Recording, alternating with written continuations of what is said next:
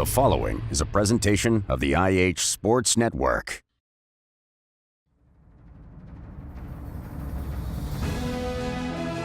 High school football is on the air. The Oneida Indians, the Scott Highlanders, with Tim Smith, Rick Keaton, and their entire broadcast teams. This is Tennessee's most complete high school football coverage. Sponsored by Twin K, South Fork Physical Therapy, First National Bank, El Rey, Lumber King, Ray's Axe, Danny's Drugs, T&T Car Wash, Tommy's Motorsports, and Mountain People's Health Councils. Produced by the IH Sports Network, Friday Night Football begins now.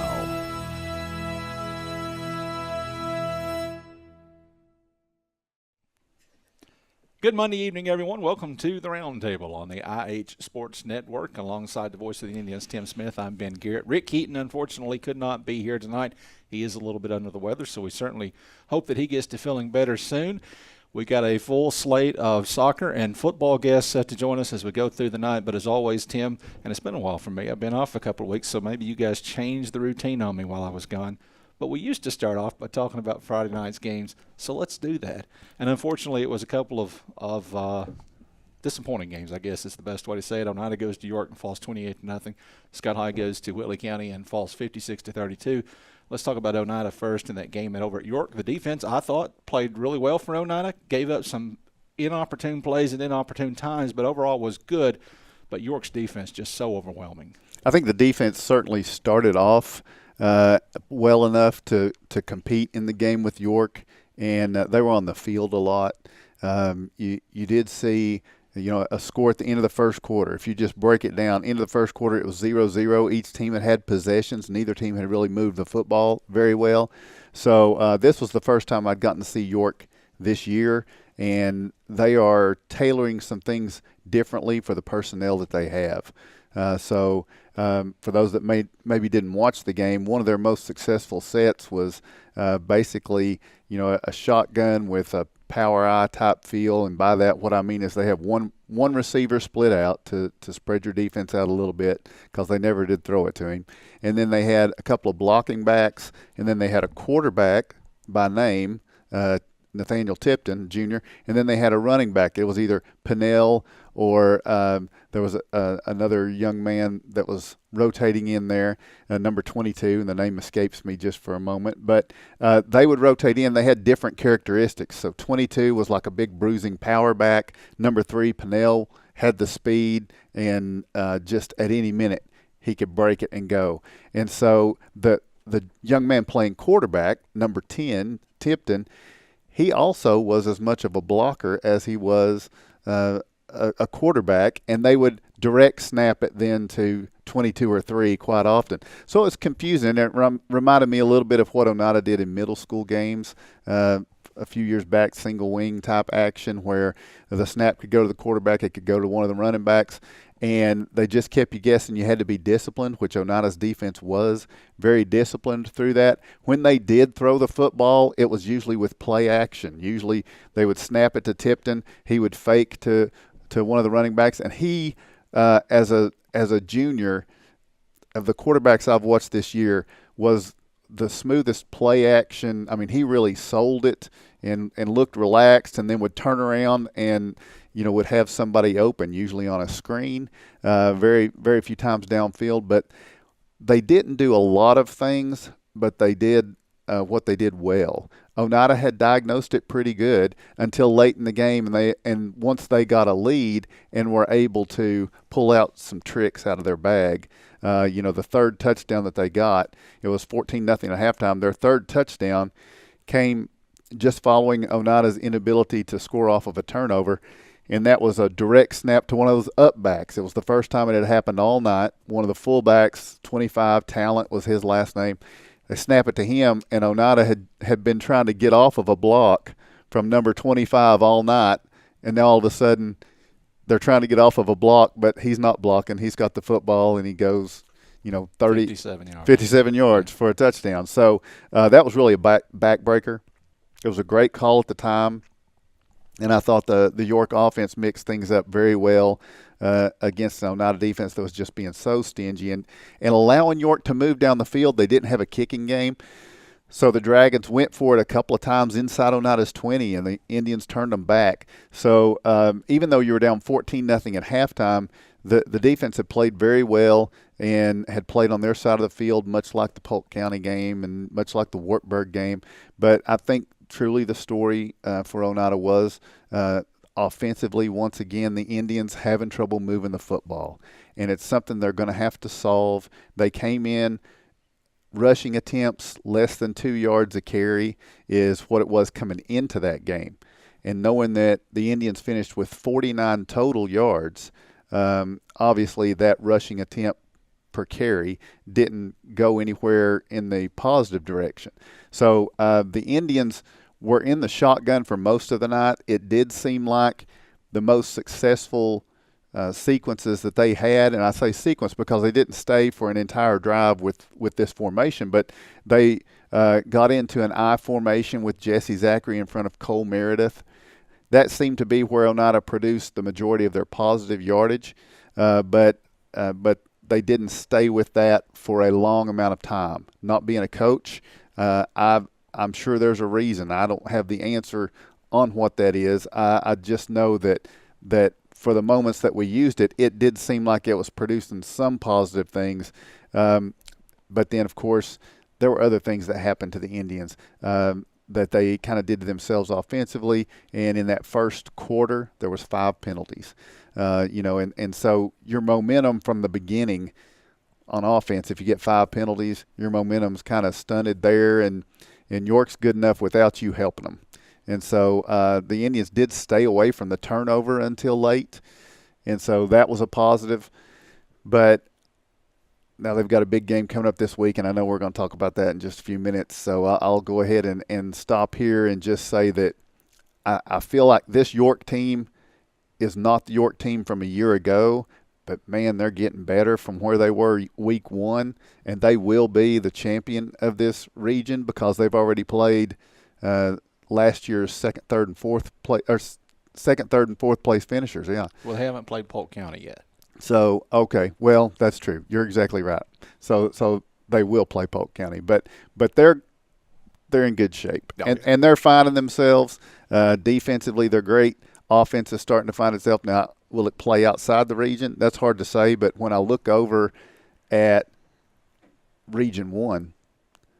I said it Friday night. I have to believe, from looking at Region 1, I have to believe that the championship or this side, the Final Four, is going to run through Jamestown. Talking about the yards per carry for Oneida, by the way, 21 rushes for 17 yards. So that's obviously less than the yard per carry. Right. On the flip side, Oneida's defense, York finished with 288 yards. Now, in high school football, that's enough to win you a few games. 288 yards is not bad. But what I took away from that, 2 of those 3 touchdowns that they scored on the offensive side were on 4th down, and they were in the red zone. Now, they had the 2 50-yard-plus carries that went for touchdowns, but aside from that, they were in the red zone 4 times, and they scored once. That's pretty good work by the Oneida defense. Yeah. Had a really nice big pass play from Tipton to Linder. The tight end snuck out there and made a nice catch and looked like he was going to go. So, like I say, they were in a rhythm offensively with their play calls, it seemed like, and they caught us a couple of times. So Scott High, meanwhile, goes up to Whitley County. They came up on the short end 56-32. Unfortunately, Rick's not here to break that down for us. I don't know if you got the opportunity to watch any of that game, but for Scott High, a team that really started off the season struggling to find its offense, they go up there and score the most points that they've scored in a game, with the exception of Pickett County, which is outmanned by most folks they play. That, for Scott High, was the most points they've scored since against Cumberland Gap 4 years ago. So big night for Scott High offensively. We're going to talk about that with some of the Scott High players. The big thing for Scott High, they started to discover their passing game down at Kingston 2 weeks ago before the open date. Last week at Whitley County, they had the passing game was still working, but they also got the running game going really well for the first time. So we're going to talk a lot more about football as we go through the night. But first, on the other side of this break, we're going to talk soccer as the roundtable continues.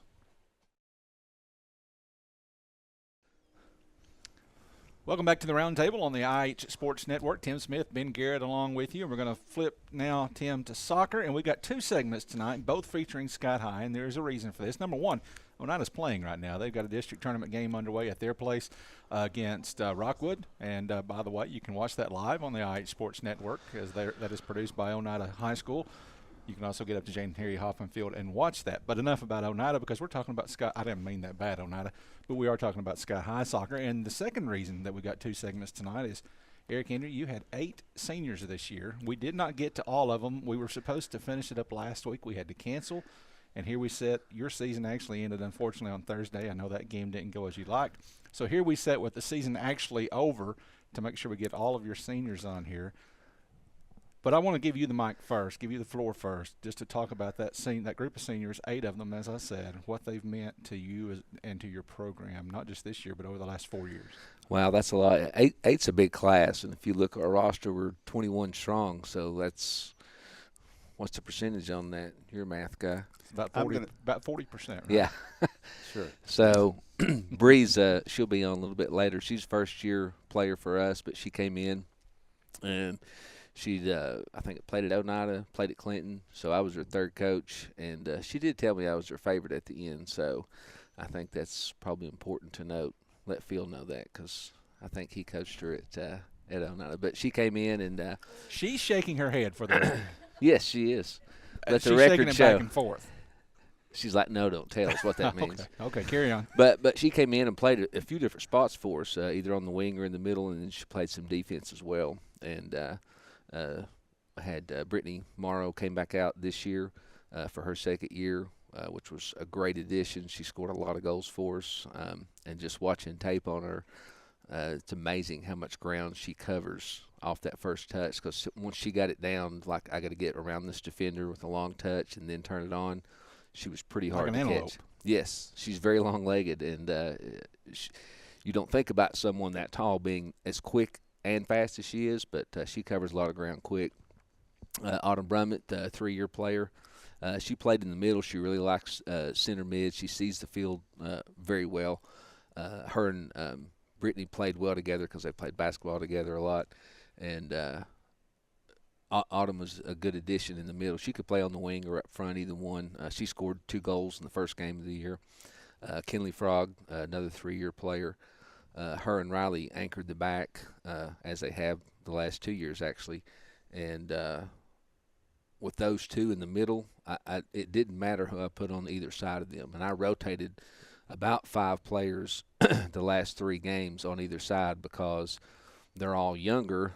And with those 2 leaving, you have to get somebody experienced how to play the center back position, which is completely different because Riley's played both over the course of 4 years. And you have to get them minutes on the field, learn how to play together and read each other. And Kinley and Riley's, like mind readers, because they play off each other really well. And Alyssa, a 4-year player. Henson, a 4-year player. I'm trying to think, is that all 8? I think so. Abby had a big game against Cumberland Gap. Had her hat trick there. I think it was Cumberland Gap. That was the game that she scored. And we were watching film a couple days later, and we were watching her small celebrations that she had. And Alyssa calls her kitten for some reason. And so we tried to mimic those things. But Alyssa, another 4-year player, she has played everywhere the last 2 years. She played defense a lot her sophomore year just because of her speed and tenacity. But put her up top or on the wing, either one, and she would not stop for anything getting after balls. And the first time we played Gibbs, Alyssa wasn't there. The second time we played them, she was, but Aaliyah was out with a concussion. So neither time that we played Gibbs, we had full force, because when Aaliyah's not on the field, that takes away one of our wings, and she's really fast, and she sees the field well. She plays a lot of basketball.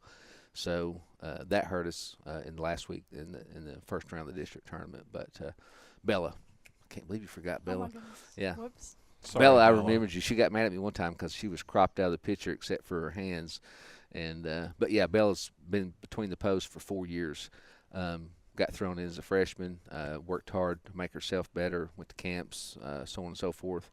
And the game at Union County, she came up huge in the PK shoot-off. So that was a big deal for her. And then, of course, we had, I think, Brittany and Riley. Was that you? Who else scored at Union County? Yeah, I did. Yeah, in the PK. So that gave us that district win, which is important. But, yeah, a lot of seniors and a lot of depth. A lot of playing minutes goes with those guys because they all have played the last 2 years a lot of minutes. So we'll come back to that in a minute, and I want to ask you about the future of your team with all these players leaving, because I'm going to guess that this is probably one of the biggest classes that you've ever lost in all the years you've been there.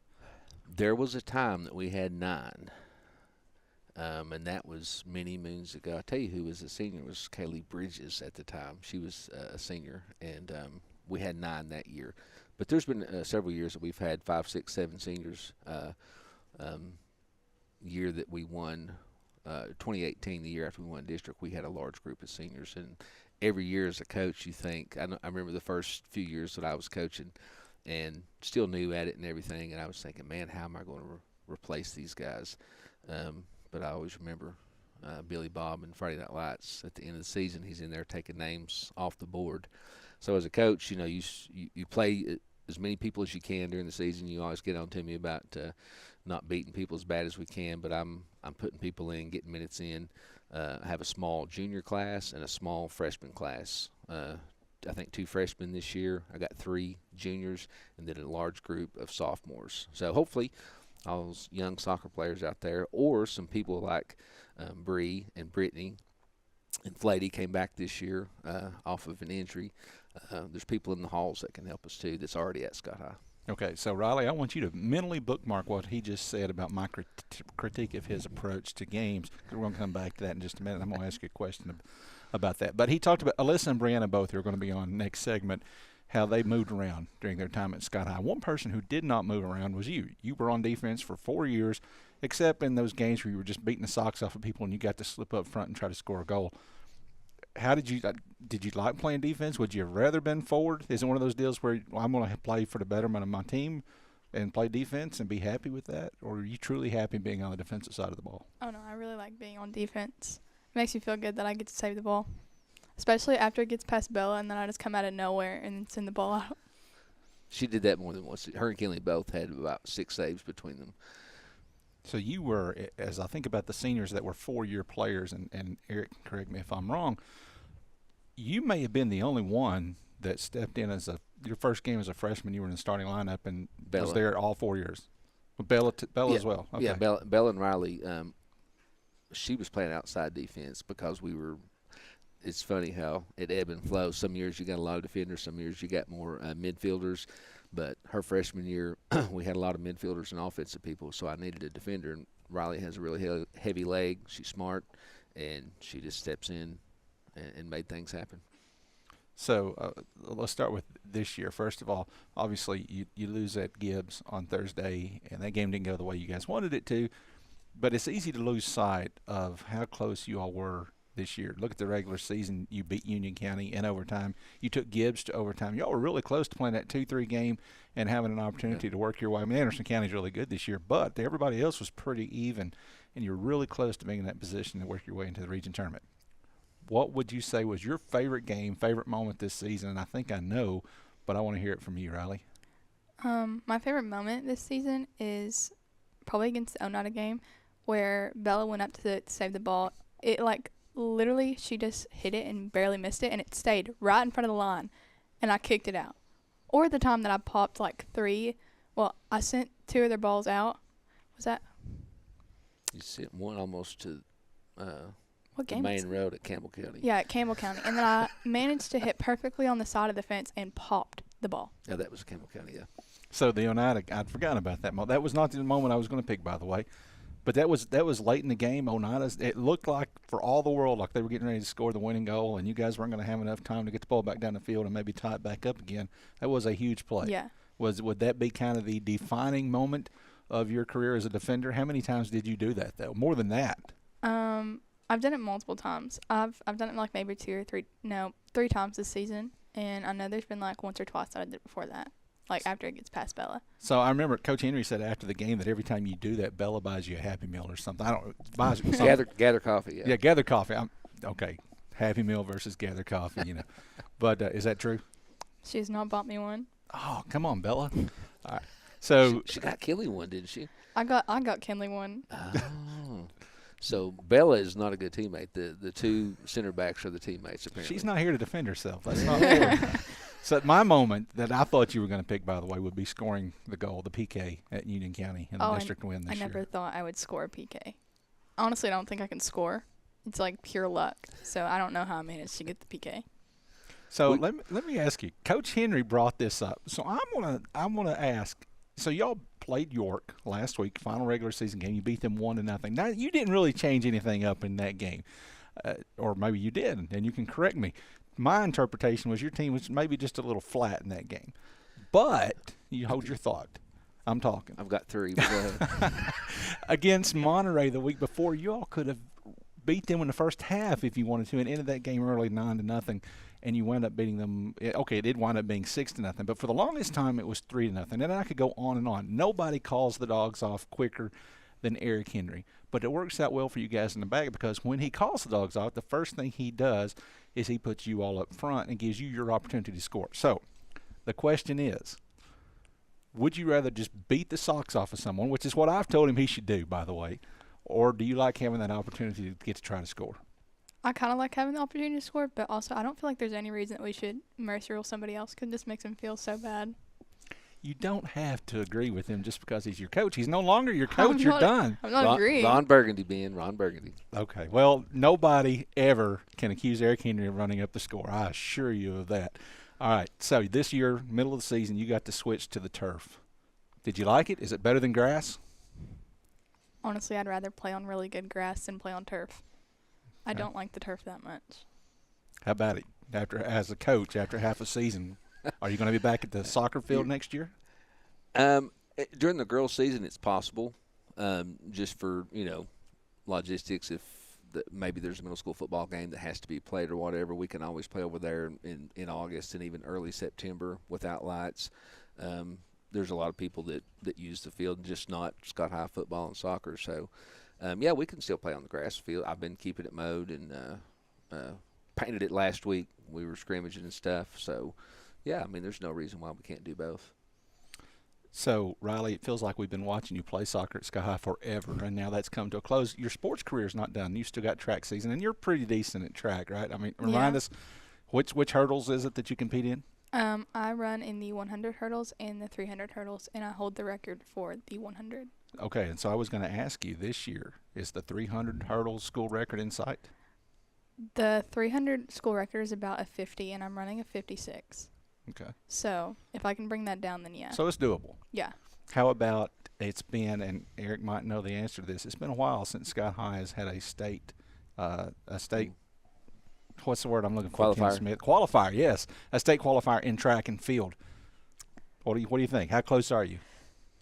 I don't feel like that one is as easy to accomplish as the record because the girls that are running in our section are running a 14 in the 100-meter hurdles. Yeah, you are in the Knoxville section, Yeah. so, which is not fair, by the way, and you should. And Chattanooga, they come And up Chattanooga, too. Yeah. yes, and once you get on the Tri-Cities. board of control, you should do something about that. That is completely unfair. All right, so Riley, as you get ready to move on from high school, you'll be graduating in May. What are you going into? What's next? I'm going to go to beauty school to be a nail technician. Okay. I'm just so I don't get to watch your all's games, right? I don't get to see these, but I'm just curious, Riley, about your mental approach to a game. What you're like when you're playing someone. What would an opposing player from another team remember about you? In other words, do you talk to them? Are you just like steely faced? Oh no, I definitely talk to the other team all the time.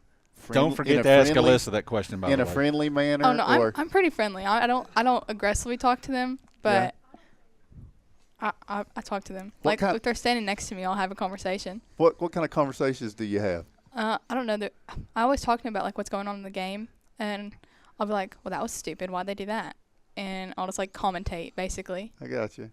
But no attempts to get in their head, or has there ever been an opponent where you feel like I kind of got in their head and Well, if got them off their game? I can talk and do stuff at the same time, but if I'm talking to them, they're not doing anything. I got So you. I can step in front of them easily. So you're just doing it because you're planning. You're manipulative. Yeah. Right. That's a good move. That's Yeah, nice. it It's is, nice to have that sneaky asset. So Ben asked you what your biggest memory was, but throughout your time in soccer, who's one of the players, the older players, when you started playing? Because playing as a freshman can be intimidating. You know, there's no other freshman, especially not right next to you. Who's somebody that kind of put their arm around you, took you under their wing, and welcomed you into the team, made you feel comfortable being out there with the big girls at the time, the older girls? Well, the seniors when I was a freshman were Gracie King, Michaela Higginbotham, and then Morgan Shelton. yeah, Morgan Shelton. And definitely Michaela. I looked up to Michaela so much because she was like the best defender I've ever seen. Like she could just run through people, and like she would never be dirty about it. She would just run through them and like take them out, take the ball, and go up the field. And that's what I strive to be all the time.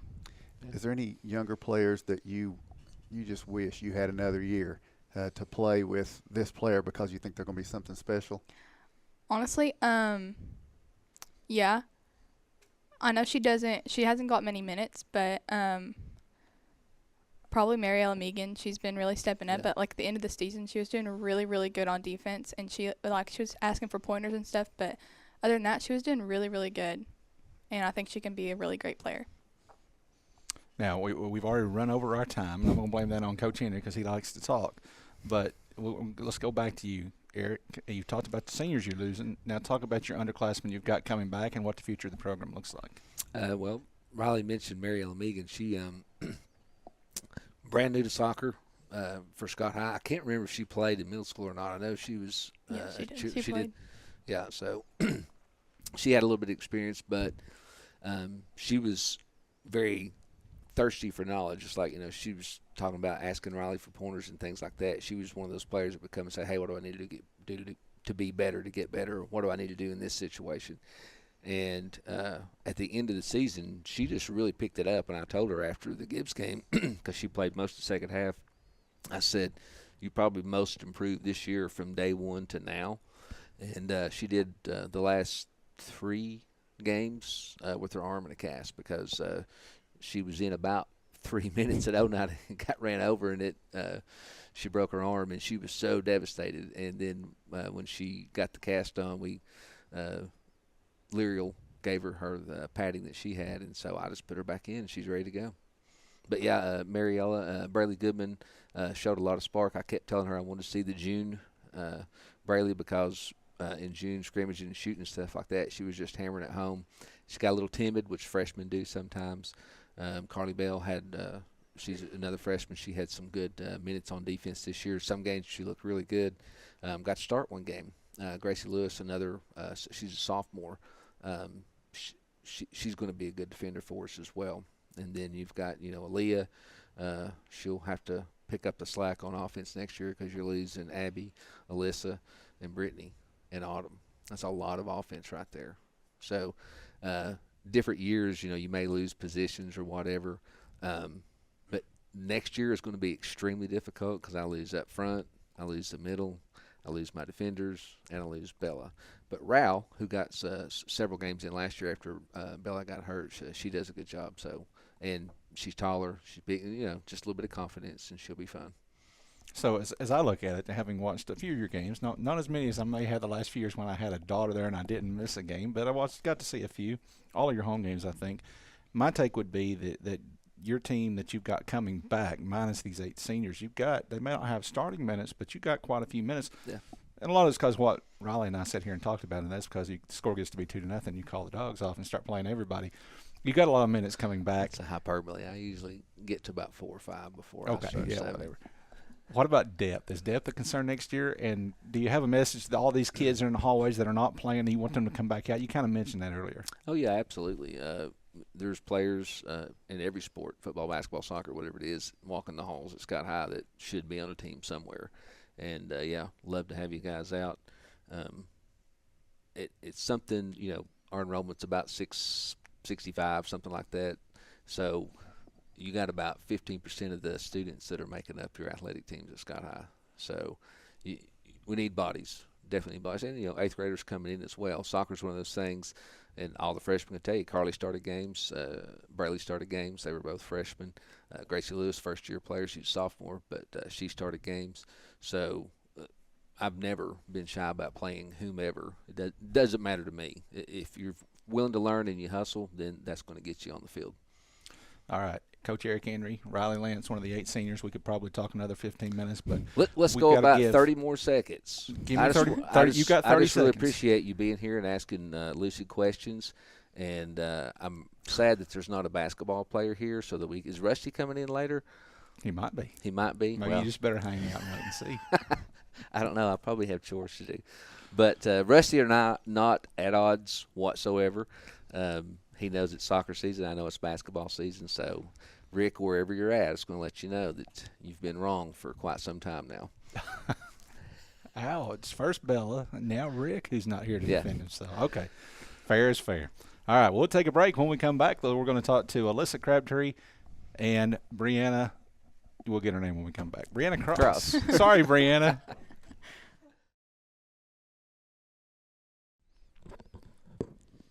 Back with the Roundtable on the IH Sports Network. I'm Ben Garrett. Tim Smith is across the table, and joining us now are the other 2 Scott High seniors that we haven't gotten to so far this year. The third we were supposed to get to tonight, Abby Henson, unfortunately could not be here, and we're sorry we missed her. But we have with us now Alyssa Crabtree. So we just went from one Winfield player to another Winfield player, from Riley to Alyssa, and Brianna Cross. And Bri, I'm sorry, but I forget the football players' names too. Tim can attest to that. My mind, I don't know. My mind just goes blank. But thank you both for joining us, and we'll jump right into this. And I'm going to start with you, Alyssa, 4-year player. You've started at least part of your freshman year. You started just like Riley did, and so as you reflect back on these last 4 years, I mean, what has the experience been like, and where do you feel like that you guys as seniors are leaving the Scott High program? Ooh, that's a good question. Well, thank you. Yeah, you're welcome. I just want my mind blank. Sorry, hold on. Okay. Say, Bree, it happens to everybody. Yeah. This team, there's so much things I could say about this team. Like, I enjoyed this year so much more than any other year. A lot of the younger girls came out really hard and wanted to play really bad as soon as they came out. And I feel like us seniors left a really good mark, and we made sure to held our heads high really a lot this year. And I feel like we have reflected really good on the other players, since we showed a bunch of confidence and try to hyping them up and not bring them down. So I feel like we left a very positive impact on them this year, and hopefully I feel like it should keep going. So I asked Riley this question as well. What was your favorite moment this season? Ooh. Honestly, probably my goal at Oneida, because that was probably the longest shot I've ever had in my life, and I will never be able to replace that goal. It was a huge moment in that game as well. Yeah, that was the best thing I've could ever done in my life. And Bree, you're kind of in the NFL, if this were the NFL, they would call you a journeyman. You've been here and you've been there. You started at Oneida, I think, and then Clinton. Yeah. So you started at Oneida, then you were at Clinton. You finished at Scott High. I saw you at all 3 places, and I got to tell you, by the way, you came on strong this year. Wound up in the starting lineup by the time the season was over. Really did well. What was it about Coach Henry that just brought out your potential? Well, when I played at Clinton, I knew I was starting because, it wasn't the best team when I first started at Clinton, and then we grew together, and at the end of the season, I had an accident and didn't get to play anymore. But when I came to Scott High, everybody was like, you just have to, prove to Henry that you're good enough. And I was just used to kind of, sliding by. And so I was like, okay, he didn't start me the first game, and I was like, I guess I really do have to prove myself to him. So I just kind of worked harder and got it done. Now, did you really say that you preferred him as a coach over Phil? You didn't really say that, right? I liked them both. They both taught me a bunch of stuff that I'm going to carry with me in life. Henry taught me things don't always get handed to you.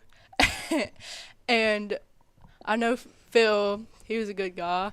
Hey, we like Phil, by the way. We like Phil Newport. We are not going to say anything negative about him without him here to defend himself. But I just wanted to clarify that story that Eric Henry told us when he was sitting in your seat a moment ago.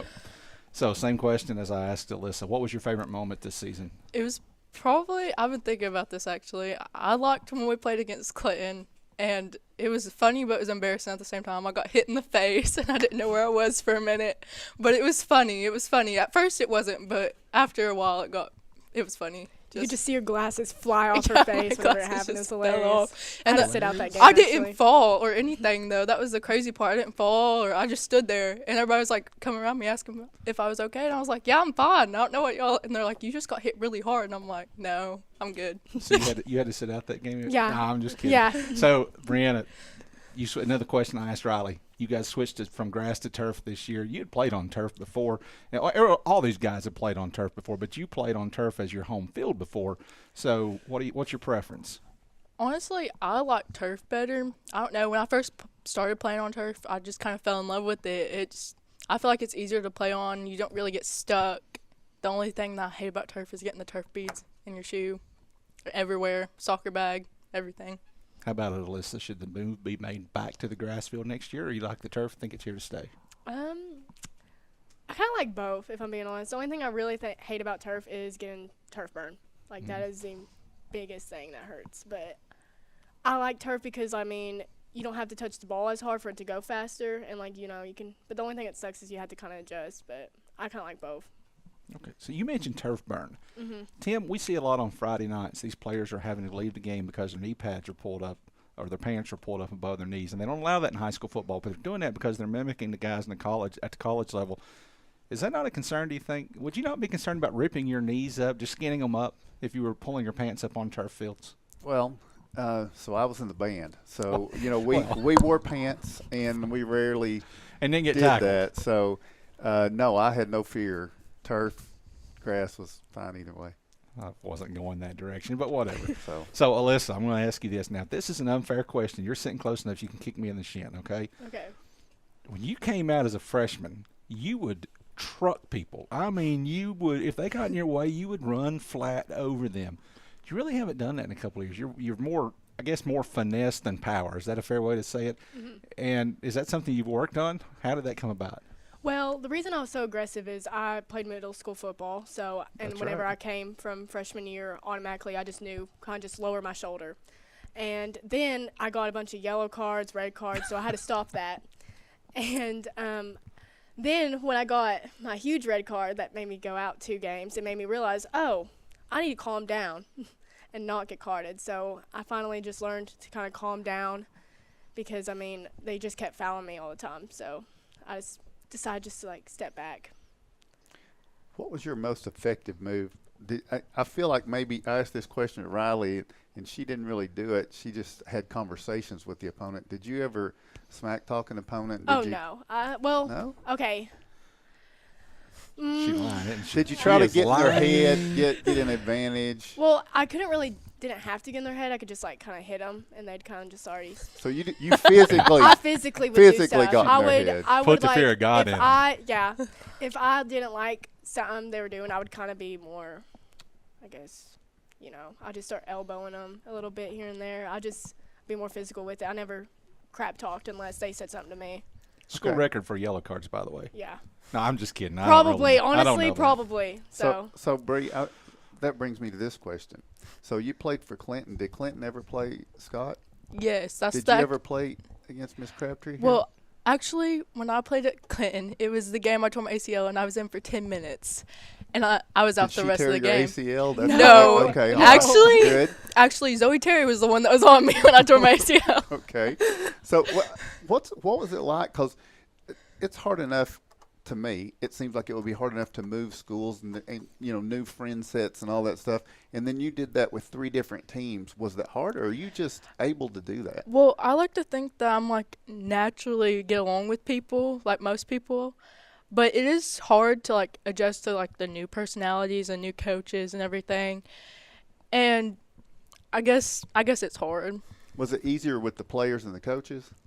Yeah, definitely easier with the players and the coaches. I mean, some can be catty, but Right. it's I've high heard school. that. Yep. So as far as like the experience of playing or the teams, was there an offensive philosophy or defensive? What position did you play? He moved me around a lot this year, but when I played at Clinton, I played mostly in midfield. Okay. So was there a lot of different sets, ways to learn different offenses, defense, things that tricks that you had to do that you did one way at Oneida, did another way at Clinton, did another way at Sky High? At Clinton, they didn't really have a whole lot of trick plays, and at Oneida, I was a freshman. I didn't really care to learn them. Okay. Fair enough. So, see, I did it again. First got your first name. Bree. Called you Riley that time. Bree Cross. Now you're at Sky High. You played soccer. Any spring sports? You playing softball, running track? I would like to run track this year, maybe. I'm still thinking about it. Don't know if I want to put my body through that. Okay. Alyssa, now I've sat here and joked about your aggressiveness. You have been one of my favorite players over the last 4 years because you're fearless. And I think that probably does come from your time playing middle school football. By the way, why didn't you play? And I think I've asked you this in the past. Yeah, you have. But remind us, why didn't you play football at Sky High? Not trying to throw shade or start anything, but when I asked the coach that was for Scott High at the time, is Josh Terry, I asked him if he would care if a girl played football. He kind of really didn't look at me, kind of really didn't give me the time of day, so I was just okay. And I kind of just didn't want to ruin it for my brother either, and at Winfield, I don't know, it's kind of different with the boys at Winfield than it would be at in high school and just stuff like that. I don't know, I just didn't want to ruin it for my brother, so kind of just decided to, I guess, let that dream just be in the past. Okay, I'll ask you this, and then Bree, I'll ask you the same thing before we go to break. What's your message to these younger kids, younger girls that you played with this year and that are coming back next year? Go out there, have fun. Do not be scared, because the more you're scared, the more you're going to get hurt. And just go out there, play the best you can, give it everything you have in those minutes that you get to play, and just be a good teammate to everybody else. How about it, Bree? As a senior soccer player who's stepping away from the game, what's your message to the younger ones? Be confident, just try your best, and you're guaranteed to play. And I love you guys, and I'm going to miss you. All right, Bree Cross, Alyssa Crabtree, Sky High soccer seniors. We're going to take another break. When we return, we'll flip back to football. We'll talk to Ben Gilbert and Jesse Zachary after this.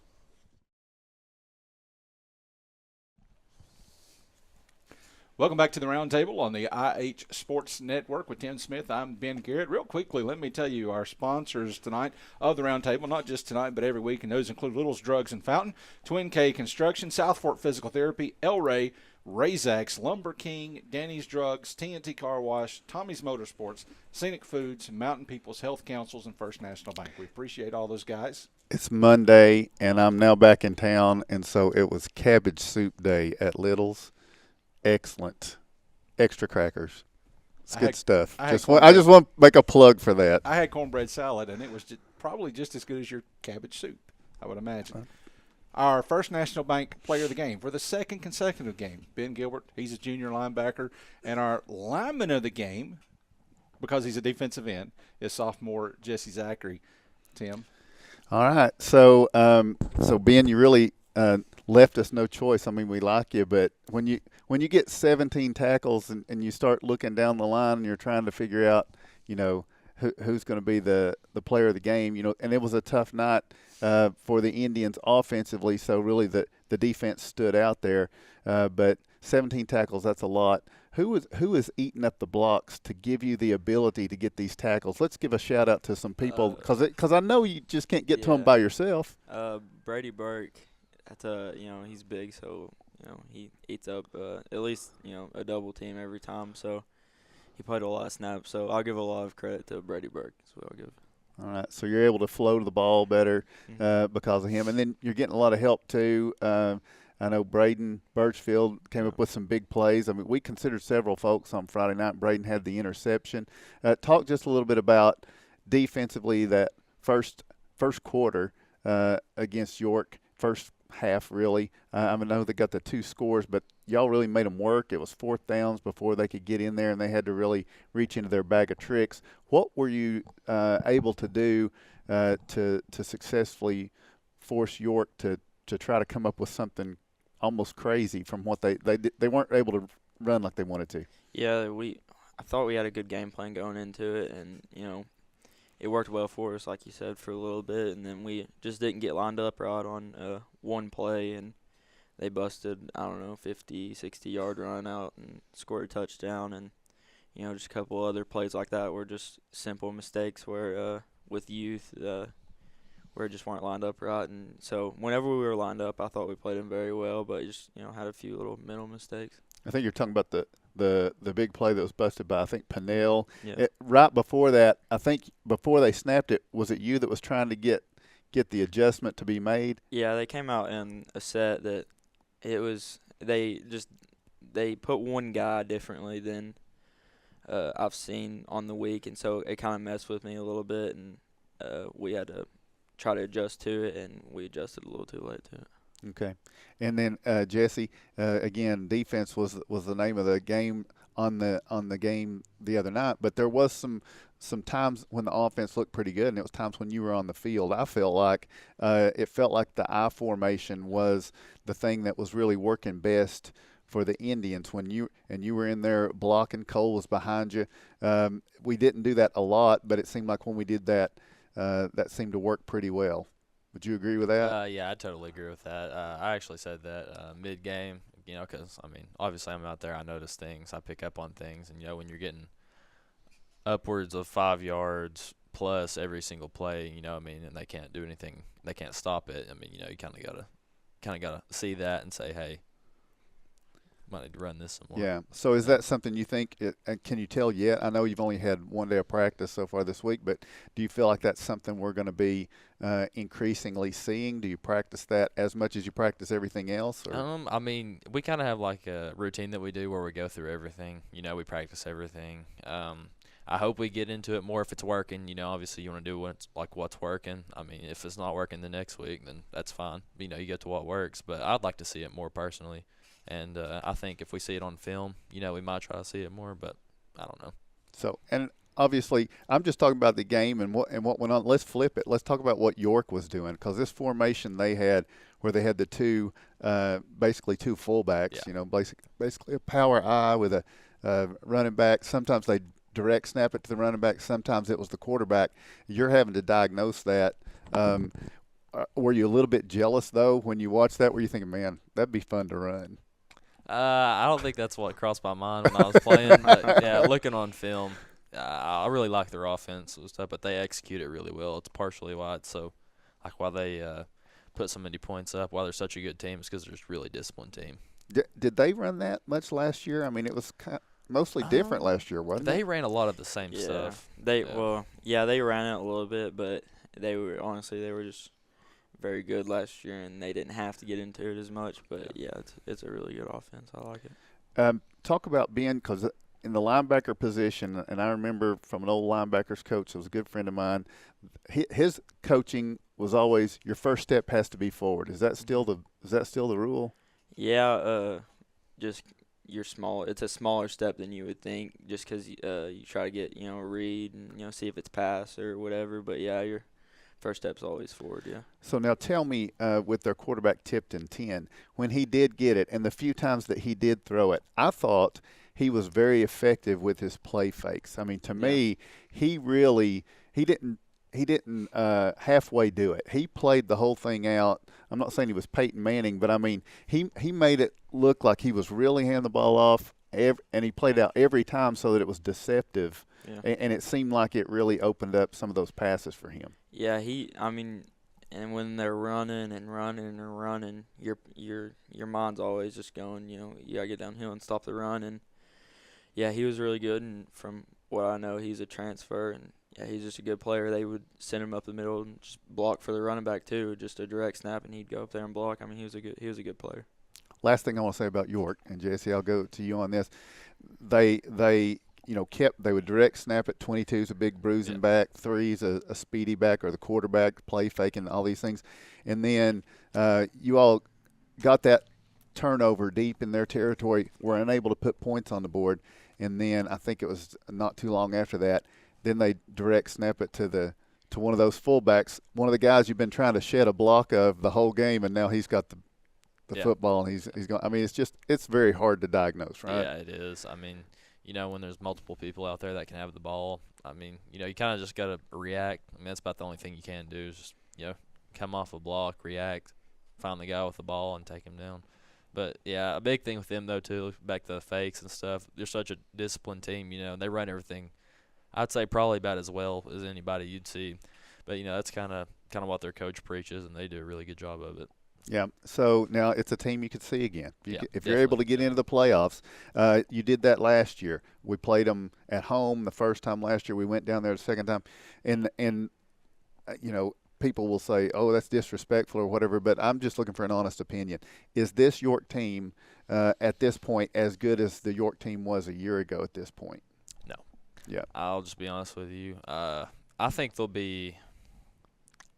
I almost want to say I think they'll be a lot closer by the time it all is said and done. But that team last year was just so senior and mainly senior stacked, but they had some juniors too. But a lot of them were just a lot of seniors, and when you have a team full of 18-year-olds, that have played for that long and had a really successful year. The year before that, I mean, they went to like the quarterfinals or maybe the semis. They were in the the year before. semifinals, yeah. I mean, kind of hard to beat that. And like I said, they were all just very athletic, a bunch of freaks on that team, like physically wise. And they look like a team that's just going to keep getting better. Yeah. So Yeah. we're not here to talk Yeah. about York, right? I mean, we did. We've talked about York, but let's talk about this too, because York's in the past. That's over with. So what's important is this Friday night, you've got a home region game, and you've got the Tellico Plains Bears. Now, that's a team that last year lost their quarterback and looked awful for a lot of the year. After the first game, they looked awful. And then their quarterback came back against us down there. The fog rolled in, and that was a lot closer than a lot of people remember. And that was the Tellico Plains team that we saw start this year, started 3-0. They're a dangerous team. Talk about the Bears and how important is this game this Friday night for you guys? I mean, it's a playoff game. In all honesty, you win, you go playoffs. You lose, you don't. No matter what happens with Bledsoe, we're just at the point where if you win, you make it. If you don't, you don't. But they had a quarterback at the start of the season. He tore his ACL, I believe, from I don't know, maybe 2 weeks ago. So they had to take a weapon away from the outside. He was a receiver. He's playing quarterback now. They're very run heavy, and it's a lot different team from last year. And I don't think anybody's saw it coming, but they've been pretty successful so far. What are the things they're doing successfully? When you look at Tellico Plains, what's job one? You got to stop this. I mean, the run 100%, because that's all they'll do, and they've got a big line and a really big front seven. That's they'll run all over us if we don't put a stop to it.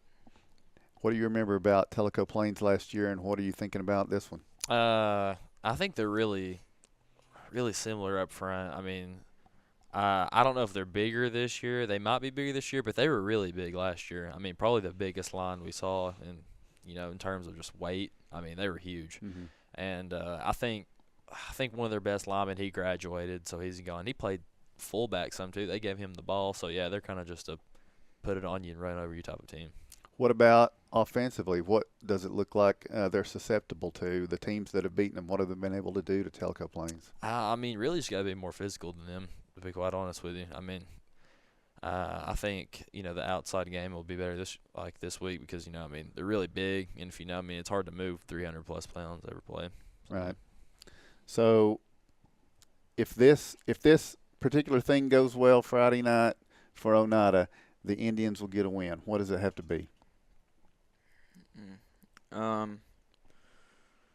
I think I guess you could just go with the easy answer and say the run game. I guess.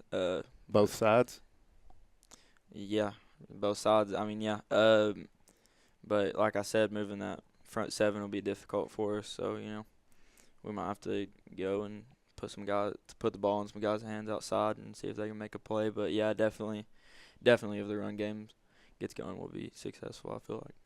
What about where would you say the Indians are mentally? I know Coach May in his post game discussion with me. I mean, it was obvious he was not happy. He was not a happy guy, and a lot of it was with some of it was with things that happen. You get 5 flags in the first quarter.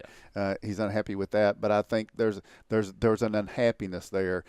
What's been the tone so far as we start this week? I mean, me personally, do I think we should be here? No. Are we here? yes, that's just the things you got to come to terms with. And, what you got to realize is that this week's basically do or die for the playoffs. And you know what I mean? I mean, we got beat. All right, we got beat twice in a row. It is what it is. We got to move on. We got to win this game. And I've tried to preach that around the locker room and to everybody else. And I think that really has been the mindset coming into today, especially because, I think we all know and realize that, hey, this is like a real thing, that we might not make it if we don't win this game. Ben, is it important to get off to a quick start, because it just seems like we haven't had that since way early in the year? Yeah, it's all about momentum, in my opinion. I think if you get off a quick start and gets everybody's energy up, then it'll carry out 3 or 4 quarters. I think it's a big opportunity. You got a chance if you get a win this Friday and you can start building some momentum. The hot team going into the playoffs, that can be a big deal. We see it in baseball all the time. I mean, I think it can be a thing in football as well. So I think you guys have your finger on the pulse. I think you're right. You need to what you're doing, going around the locker room, reminding everybody, hey, all that matters is this one right here. And, boy, it matters big time Friday night. So congratulations, lineman of the game. And, Ben, we've got some First National Bank swag for you. And since you've already had one, I don't know, maybe you're going to share one with somebody else. Share around, yeah. I don't know. Yeah. But you get the shirt and the sweatshirt, so we'll deal that out to you here in just a minute. But best of luck, guys, Friday. I'm excited because it's such a big game. This will be the biggest game I call this year, and I'm excited about it. So best of luck. I hope it goes well. Thank you. Appreciate it. You got to wait on your swag, by the way. Trophy Masters has shirts coming from these linemen of the game. I think we've talked about that earlier in the season, but end of the season, you guys are going to get yours. Hey, I called you a sophomore. You're actually a junior, and you just rolled with it. You didn't say anything. I didn't say anything. So, but you're still a young guy. I mean, junior, you're an underclassman, and you've been on here before. But as you speak, it just strikes me tonight maybe more than it has in the past. Does he not sound like he's got a little coach in him somewhere down the road? Very mature for your age, I guess is what I'm saying. Yeah, absolutely. And if not coach, then color commentator. Yeah. Good stuff, wouldn't it? Yeah. There, and Ben, and since I asked Jesse a question, I'm going to ask Ben one before we go to break. Sure. And I've watched Ben play ball since he was like that tall. Matter of fact, my first basketball team that I coached, the Boys and Girls Club, that I coached with Scott, Ben was on that team. And the first ASL soccer team I coached, Ben was on that team. Now look at him. He's all-region football player. Yes. Okay, no, that's not fair. He's not going to go mention that as part of what got him here by any means. But I do want to know, as I watched you grow up, and I realize it now more than ever, do you ever look in the mirror and say, holy smokes, I look more like Scott Gilbert every day? Because let me tell you something, more than your brothers or your sister, you really look like Scott Gilbert. Yeah, I've heard it all of my life. Yeah, like everywhere I go, it's pretty obvious I'm Scott's son, I guess. So yeah. You got better hair than he does, though. Oh yeah. All right. We'll take a break. When we come back, we'll switch to Scott High football as the roundtable continues.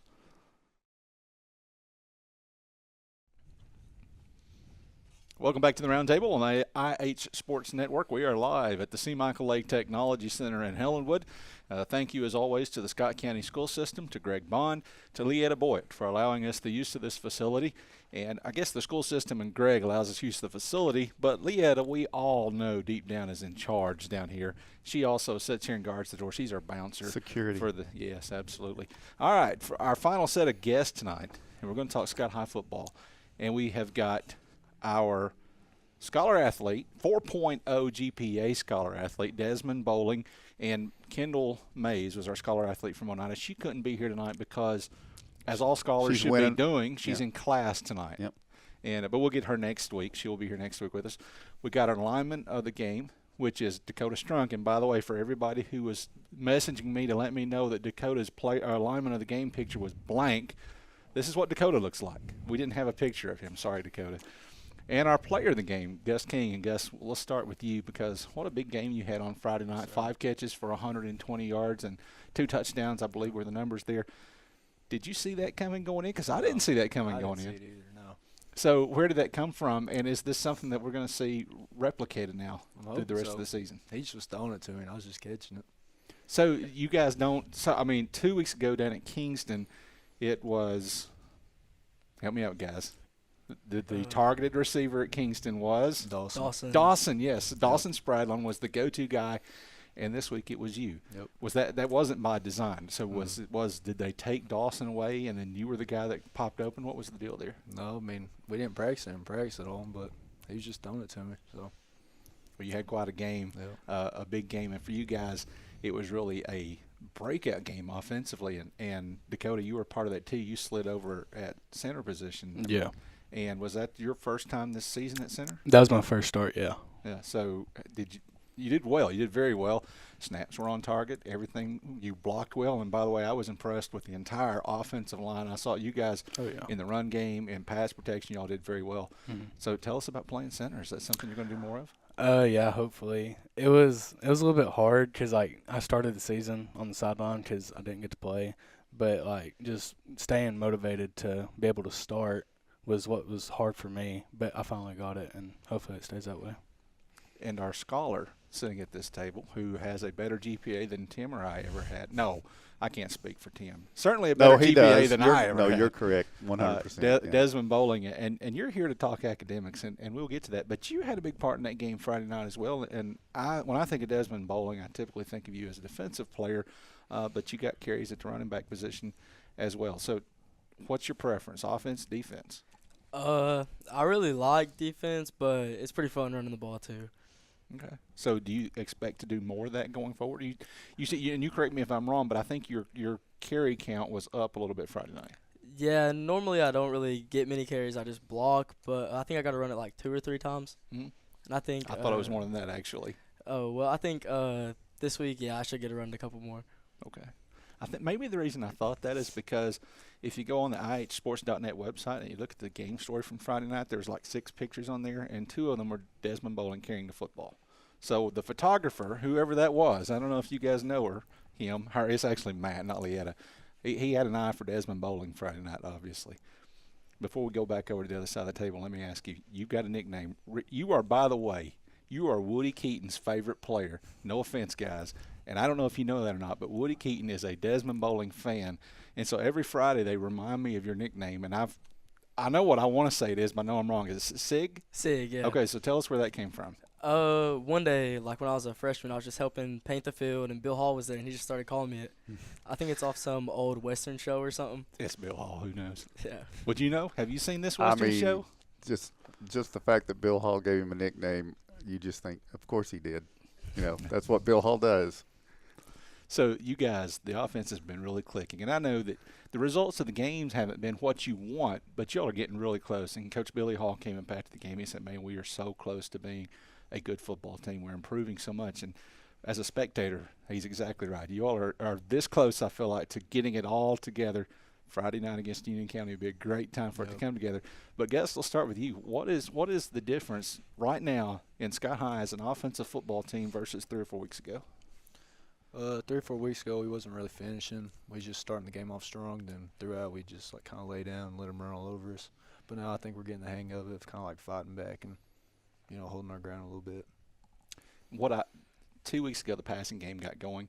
Then this week, it was running game and the passing game. And all 3 guys sitting here had a big role in that happening. So what do you do? And we'll ask Dakota this question as you guys go to Union County for a huge game Friday night. What do you do to keep that rolling at Union County? Just keep the small things going. Just like blocking assignments, lining up in the right spot, stuff like that. Desmond, Tim Smith, just a minute ago, you guys were sitting back here. You heard him. He said this is going to be the biggest game that he calls Friday night, talking about 09 at Telco Plains. Rick Keaton's not here. But if Rick Keaton were here, I'm confident he would say the same thing. Friday night's going to be the biggest game of the season that he calls as well. This is a big game, and as a high school football player, this has got to be the kind of game that you live for, is it not? Yeah, it is. So what's it going to take to go to Union County and get a win on Friday? I really think it just comes down to stopping the run because they're a really run-heavy team. Okay. Can I make an observation here? I just want to say, if you're watching this on TV, you may not be able to pick this up, but sitting here with these 3 guys, you can sense the excitement and the confidence that is growing in you all. And if I may, throw in that I'm an Atlanta Falcons fan. Now, why is that important? Why did he bring that up? Why did he bring that up? What sense does that make? Here's my point. have you guys watched the Atlanta Falcons? You watched them Thursday night. They had that big comeback win. I want you to start watching them. Here's what happened. Atlanta got a new coach. They got a new quarterback. They got a new system, okay? They are professionals. And in game 1 and game 2, it looked, what are we doing here? It looked bad, okay? My point is, you guys are high school. You're not even professionals, okay? And it takes a little while with a new coach, with a new quarterback, with a new system. But what they said this past Thursday night, the Falcons said, I started feeling like I knew where Gus was going to be when he ran his route. I started feeling like I knew Jesse was going to pick up that block. I felt like Desmond knew. I'm sorry, Dakota. I knew what Desmond was going to do. They were starting to understand what each other were doing and trust each other, and you guys are starting to do that. It's clear just from your body language and the way you're talking here tonight, and I'm excited to think about what you're going to do Friday night because you're going to build on what you just did. And it's going to be in a game that people are going to remember from Scott High football that this was here's where we turned the corner and we did it in a way in a very important game. That's what I believe. I believe that's what you guys are going to do this Friday night. So I'm excited. I wish we had split screen. You know, we always give Greg a new task. Do this, do that, do this, do that. But you can watch Oneida's biggest game of the year on one side. You can watch the Highlanders' biggest game of the year on the other side, and watch these two teams hopefully put together something special for this 2024 year because it's not too late. It seems sometimes like, it's too late. It's not. Everything's ahead of you. So I just want to say that I can tell there's something different about these guys sitting here and the look in their eye and the confidence they've got going into this Friday night. And since Desmond is a scholar athlete, I'm going to ask you, Desmond, am I dumb or am I right? I think you're certainly right. He's a Falcons fan. Is he dumb? That's okay, Desmond. You don't have to answer that objection, Your Honor. I'm sorry. Carry on. I didn't mean to interrupt your answer. Go ahead. Yeah, I think you're right. Yeah, I think it's true. I mean, I'm excited to see what you guys do Friday night. That's all I want to say. So you guys are all 3 juniors. Am I correct about that? I'm a senior. You're a senior. Yeah. Okay. I should have known that from baseball. So, okay, senior, 2 juniors. You guys have, you've endured as Scott High football players, and wins have been hard to come by. You got a couple last year, didn't get any the year before that. And here you sit, you're still looking for your first one this year, but it's going to come. And I think Friday night it's going to come. Me personally, I do. I expect to come away Friday night with a win. But regardless, you're going to get that win at some point. Gus, what's it going to be like when you guys get that first win? And what do you expect Billy Hall's reaction to be? It's going to be amazing. I hope we do the cooler thing on them. Yeah. Where they dump it on them. So who gets to do the dousing? Who gives Billy a shower if you guys get that first win, Dakota? I'd say probably Keegan and Micah.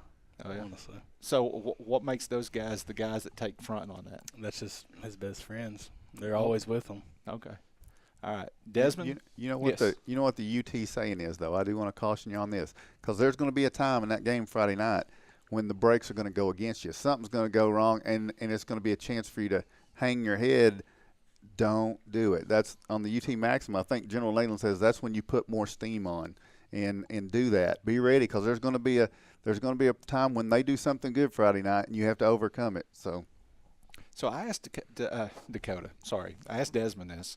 And I want to ask you guys this, too, and I'm going to start with Gus. And Gus, my Gus memory, as a football player, was last year in the season opener against Cumberland County. You got a big stop in the backfield down on the goal line. You may not even remember this, but I remember your reaction after that and the way you got up and celebrated.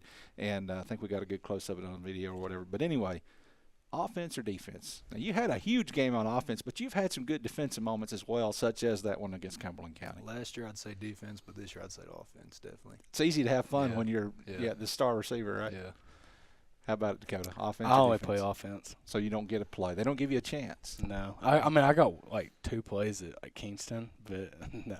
I just can't do it. Okay. All right. I'll ask you this question. Football or baseball? Which is your favorite? It's football now because I broke my kneecap last year, so I probably won't be able to play baseball. Really? Yeah. Wow. So you can play football, but you will not be able to play baseball? Yeah. I broke it batting. I don't know how it happened, but it just did. That's interesting. I mean, I think of football as a contact sport, but not baseball. Yeah. So I would think if you're recovered enough to play football, you can play baseball. Yeah. I tried playing for Oneida during the summer. Shocking. But I popped out of place again. And then first practice I was back. I popped it out of place running. So What are you shaking your head for, You Gus? say you play for Oneida. Desmond, let's talk about you as a scholar athlete. 4.0 GPA. Now, people that have never played sports, not that I was a high school athlete, okay? I played in middle school, if that counts. But I watch my kids play, and I've seen how much time goes into it and effort goes into it. People that don't play don't realize how much all you guys are putting in practice-wise. I mean, you guys are just now getting ready to go home. They didn't have school today. But if you had school, this would be the end of a very long day. How do you maintain a 4.0 GPA through all of that? Just really about getting your work done on time. That's really it. Okay. So do you inherit your intelligence from one parent, both parents, do you want to say? Definitely neither parents. Oh, wow. Okay. So where does it come from? I don't know. Okay. It just happens. What are you going to do after high school? What's your plans? Definitely go to college. You know where? Do you know what you're going to major in? Probably business. All right, business. Okay. How about you guys? Are we going to see you guys back on here as scholars? And I'm not asking. You don't have to tell me what your GPA is. Just is there a shot that we get you back on as a scholar athlete? I don't know about a scholar, but okay, maybe something else. All right. Gus King, Desmond Bowling, Dakota Strunk. Good luck to you guys at Union County on Friday night. Looking forward to following you all out there. For Gus, as player of the game, Dakota, you got to wait on yours. I'm not sure what you get as scholar athlete. We got to work on that. Let's talk to Greg about that. And I say Greg, I'm not trying to put Greg on the spot, but Greg, we got fans of the game, and Greg is working on this, and it's pretty dang cool. And that's why I say we should work with Greg. Maybe it's Tanya we need to work on. But anyway, for Gus, we've got this First National Bank swag for him, and a hoodie. Yeah, so congratulations, Gus. Congratulations to all three of you guys coming off big weeks. I hope you have even bigger weeks this week. So one more break, and when we come back, we're going to wrap it up on the roundtable.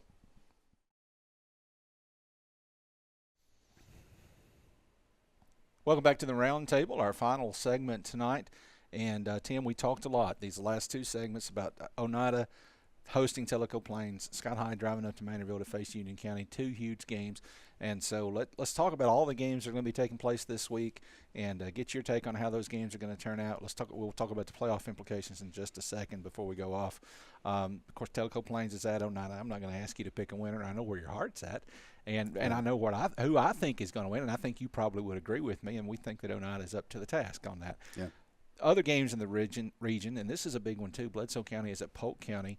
Yeah, really big really big game with playoff implications. It is, and I want to pick Polk County because I really like the coaches from Polk County. I like what they do, and that's a long trip. Maybe not as long for Bledsoe as it is for us, but Bledsoe County just seems to fit the bill. And I told you I'm trying to make up some ground this week. Toby just won't miss games that I'm or he misses the same ones I'm missing. So I really, this late in the season, I'm trying to make my move. But Bledsoe County is not going to be one of the teams that I pick against to try to make my move. I think they win that one. Okay, so Oakdale at Wartburg. How about that one? So Oakdale at Wartburg. I am taking Wartburg. I don't think that's a huge upset necessarily. I do think some people will pick Oakdale, and I think there's a reason to do that. But I think about Wartburg and what they did with us at their place, and they kind of started us on this offensive slide. Their defense did, and they were able to move the football. They've got some talented players, so I think Wartburg's going to take care of the Eagles, who seem to be on a little bit of a slide right now. And also a non-region game, York Institute driving down to Crossville to face Stone Memorial. Yeah, and this is, I still think York's not last year's York, and Stone Memorial's a really strong team. I think this is going to be a good game, but I don't think that the Dragons have what it takes to beat Stone Memorial on their field in this one. I've been wrong about York so many times. They may just do it, but I feel like Stone Memorial is going to be the team on this one. Okay, Scott at Union County, of course, and again. And I told the guys, I really believe. I mean, there's something different about those guys sitting here and the confidence that they got. That's a really good team. They put 25 points on the road last week. Going into Whitley County is a lot harder than going to Maynardville. And I think so. And I think we're getting ready to see something special from the Highlanders this Friday night. And the only other game taking place in Scott High's region this week, Alcoa is off. Kingston is at Austin East. And I'm not going to take a roll of the dice on Austin East either. Kingston will win that game. All right, and the last game, and I'm curious to see if you're going to roll the dice on this one, because there was a lot of talk coming into this week about how Tennessee was going to be maybe a 3-touchdown favorite over Florida. Last time I looked, that had settled down more reasonable, which is 15 points. 17, I thought. Maybe it's gone up to 17. Yeah, it was 15 at one point. No matter what, after seeing Tennessee's offense Saturday night at Arkansas, I wouldn't take Tennessee to cover that spread. Yeah. What do you think? Well, I mean, at the time I was thinking I could make up ground if I picked Arkansas, and then I didn't. So then I figured if I tried to make up ground this week by taking Florida, then I wouldn't then either. So I'm going with Tennessee. You see my thinking, right? So you think Tennessee will win, or you think Tennessee will cover? No, I think Tennessee will win. Okay. Yeah. All right. Cover 17 points. I do think they will, yeah. You think so? Okay. I hope you're right, by the way. Saturday nights in Neyland, that is a tough place to play at night for sure. All right, real quickly, let's talk about the playoff picture. We've talked about this a lot so far, and let's start with Scott and Union County, and really it's simple. If you win this game, you're probably in the playoffs. Now, that could change. It could be a three-way tie. For example, Scott High was to beat Union County beat Austin East, and Austin East beat Scott High. That could force a three-way tie. But even in that situation, the tiebreaker would come down to overall record, and Scott High is the team most likely to have another win on their schedule. So for Scott High, again, it's simple. You beat Union County, you're in the playoffs. It would be the first time in. Leetta could probably tell us, I think maybe 7 years since Scott High made the playoffs. If not 7, then 6. So huge game, Scott High versus Union County on Friday night. Ahead of them, Alcoa is going to be the 1 seed, of course, in the region. Everybody knows that. Kingston will wind up being the 2 seed, and then you got Austin East still fighting for a playoff spot as well.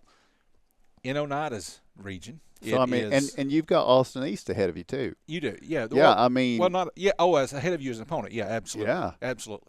So yeah. I mean, you never know. No, Scott High right now. Talk about Alcoa being a done deal. I mean, they do look like it, right? They do look like it. No, Alcoa's a done deal. Well, I mean, but Scott High could still wind up as a 3 seed. They absolutely and, will wind up as a 3 seed. So that would be huge as far as where you go in that first round of the playoffs.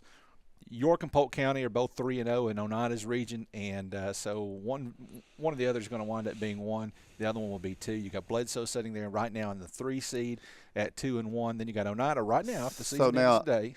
I'm going to stop you there. You're saying Polk County will be 2, but not Bledsoe?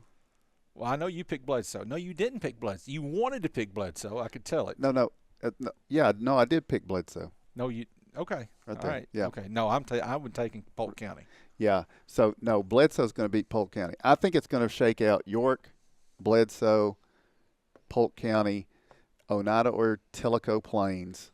It depends on this one. And Ben Gilbert, you heard him say, so talking about overall record, they've obviously looked at what happens. They could, if they lose to Tellico Plains, they could beat Bledsoe County, which would be a pretty good upset, and it still wouldn't matter. They wouldn't make the playoffs. That's what Ben just told us. So, yes, the playoffs start this Friday night for Oneida. I do think they're going to get Tellico Plains. The thing is, if you get in to the playoffs, that other side, you've got Eagleton, you've got Happy Valley, you got Hampton, who I don't know have they won a game yet. They were 0. Sure they have. They were 0-5 at one point. I mean, I think any of the teams from over there, you could finish 4 here and play a really good game. It looks like Happy Valley's their best team. That's who we went to last year, and we were able to beat them. Of course, we were playing better, obviously, offensively, but there's time. So there you go. Those are the stakes for Friday night. Scott High at Union County. It's not a must-win game for the Highlanders, but it is a very important game as far as getting into the playoffs for Oneida and Tellico Plains. It probably is a must-win, we feel like, for Oneida if they're going to get in the playoffs ahead of Tellico Plains. And again, Oneida's still in the running for 3rd place in the region as well, with Bledsoe County still ahead. But those are the games Friday night. 7:30 kicks, both here at home at Oneida and on the road at Maynardville.